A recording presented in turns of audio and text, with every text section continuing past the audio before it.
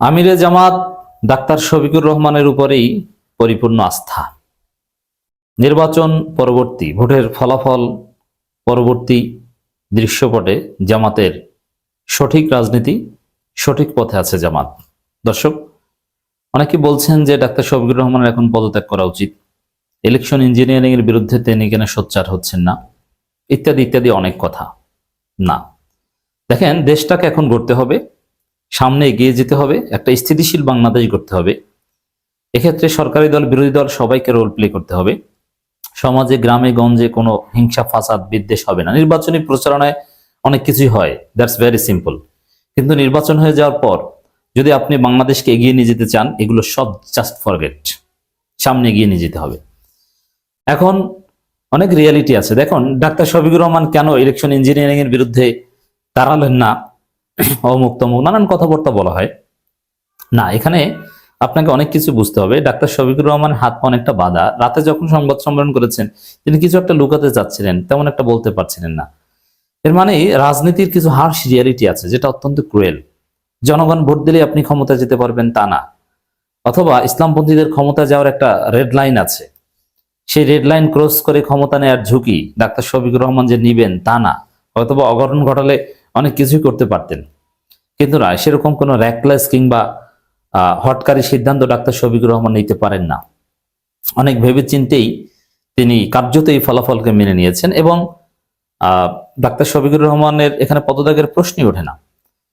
জামাত 12% vote পাওয়া একটা দল সর্বোচ্চ, সেখানে জামাতকে আজকে কোথায় নিয়ে গেছে? 18 আসন পাওয়া একটা দল আজকে 71টা আসন পেয়েছে বলা হচ্ছে। যদিও বাস্তবে জামাতের অবিশ্বাস্য উত্থান হয়েছে এই নির্বাচনে।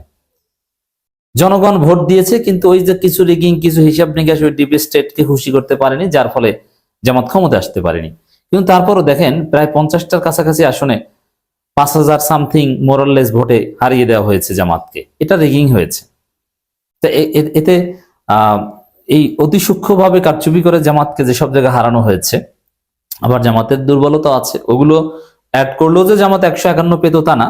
জামাত এখানে সেকেন্ড হয়েছে, এটা রিয়েলিটি মানতে হবে। বিএনপি ফার্স্ট হয়েছে, এটা মানতে হবে। হ্যাঁ, বিএনপি কে যারা ভোট দিয়েছে, যারা করতে অধিকাংশ মানুষ, সাধারণত অশিক্ষিত মানুষ, যারা বুঝে না, ভালো লোক না, তারা ভোট দিয়েছে, জিতেছে। তারা তো মানুষ। আমি, আপনি, আমার, আপনার ভোটের যে মূল্য, সেই বিএনপিকে ভোট দেওয়া অশিক্ষিত মানুষটার একই মূল্য, জিতেছে। This is reality. তো এই জায়গায় যদি একদম শতভাগ ফেয়ার গণনা হতো, তাহলে জামাতের আসন আসলে 135টার মতো হয়।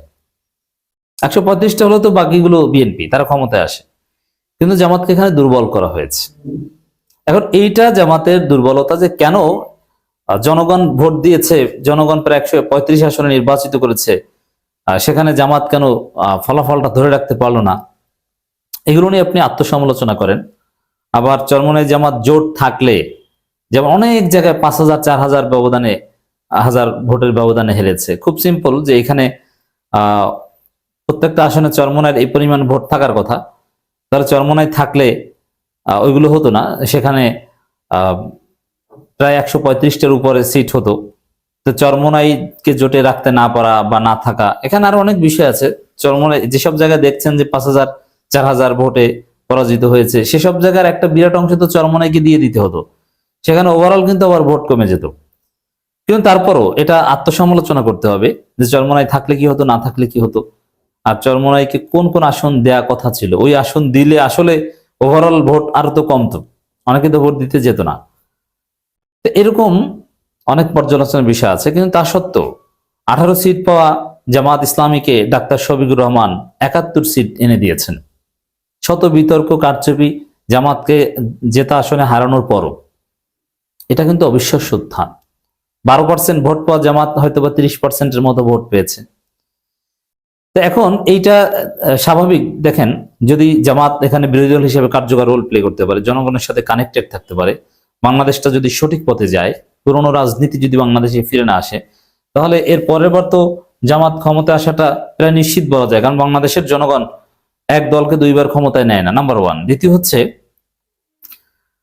এটা আপনারা ভালোভাবেই জানেন যে বিএনপি কিভাবে দেশ চালাবে, বা তাদের যে দুর্নীতি, তাদের যে অতীত, তাদের যে চাঁদাবাজি, তাদের নেতাকর্মীদের নিয়ন্ত্রণ করতে যে ব্যর্থতা, এখন ক্ষমতায় এসে রাষ্ট্রের মাধ্যমে যদি তারেক রহমান বিএনপির সন্ত্রাসীদের এবং চাঁদাবাজদের নিয়ন্ত্রণ করতে পারেন, আশা করি পারবে, এক্ষেত্রে জামাত ইসলামী কোঅপারেট করবে।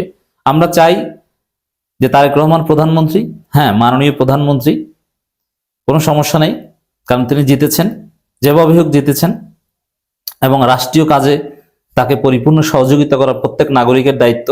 কারণ সব নাগরিক আমরা যদি রাষ্ট্রকে মৌলিক সহযোগিতা না করি তাহলে সেটা এগিয়ে যাবে না।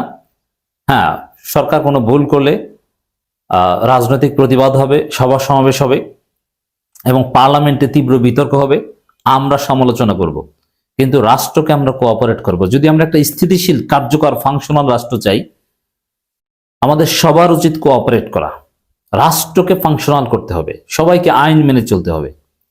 উল্টাপাল্টা কিছু, পর্দার অন্তরালে কিছু, এগুলো করা যাবে না, রাষ্ট্রবিরোধী কাজ করা যাবে না, কিন্তু সরকার ভুল করলে সমালোচনা করতে হবে। এখানে জামাতের থিওরি কিন্তু এইটা, যে সবাই মিলেমিশে একটা সুন্দর বাংলাদেশ করা, এটা করবে। তো এই জায়গায় ডাক্তার শফিকুর রহমানকে আমি ক্রেডিট দিব। আরে ভাই, ভোট দিলে তো ক্ষমতা আসা যায় না বাংলাদেশে, তা তো দেখেছেন। ডিপ স্টেট প্রশাসন অনেক কিছুকে ম্যানেজ করতে হয়। তো সেখানে মূলত আয়োজন তো ছিল জাতীয় পার্টি সহ স্বতন্ত্র মিলে, এনসিপি সহ মিলে তাদেরকে প্রধান বিরোধী দল বানিয়ে দেওয়া, জামাতকে 10-12টা ধরিয়ে দেওয়া। আমরা তো অনেক কিছুই জানি। ডিপ স্টেটের প্ল্যান ছিল জামাতকে 15টা ধরিয়ে দেওয়া। সেখানে আজকে ডাক্তার শফিকুর রহমানের দৃঢ় নেতৃত্বের কারণে জামাত 71 আসন পেয়েছে, জোট সহ 80+ আসন পেয়েছে, যেটা শক্তিশালী বিরোধী দল বলা যায়। যদিও বিরোধী দলের মতামত ছাড়া সংবিধান সংশোধন করা যাবে না, এরকম হলে ভালো হতো, যাই হোক হয়েছে। তো এই যে জামাতের উত্থান, এটা তো ডাক্তার শফিকুর রহমানের হাত ধরে। এবং এখন জামাত যদি কাজে লাগাতে পারে, জামাতের প্রার্থীরা অনেক দুর্বল ছিল অনেক জায়গায়। আমি যেটা বলেছি, অধিকাংশ প্রার্থী জিতে আসার মতো যোগ্য না। মানুষ ভালোবাসা থেকে সৎ হিসেবে তাদেরকে ভোট দিয়েছে, কিন্তু রাজনীতির যে রিয়েলিটি, এই জায়গায় তারা পিছিয়ে ছিল। তো সেইখানে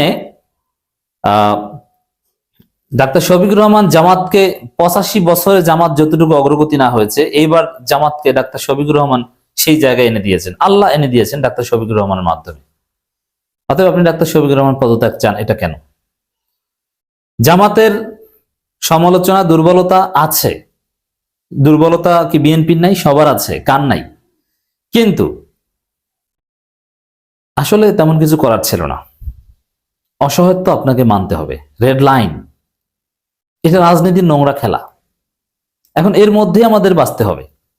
তো সেই জায়গায় এখানে জামাতের আত্মপর্যালোচনা, আত্মসমালোচনা, ভুল ত্রুটি পর্যালোচনা, প্রার্থী বাছাই, দুর্বলতা, টাকা পয়সা তেমন খরচ করতে পারেনি, এবং পেশি শক্তি থেকে শুরু করে রাজনীতির অনেক ইনগ্রেডিয়েন্টস, এমনকি ডিবেস্টেরকে মেকানিজম করতে কেন পারেন, এটাও একটা ব্যর্থতা, এটা নিয়েও পর্যালোচনা হবে।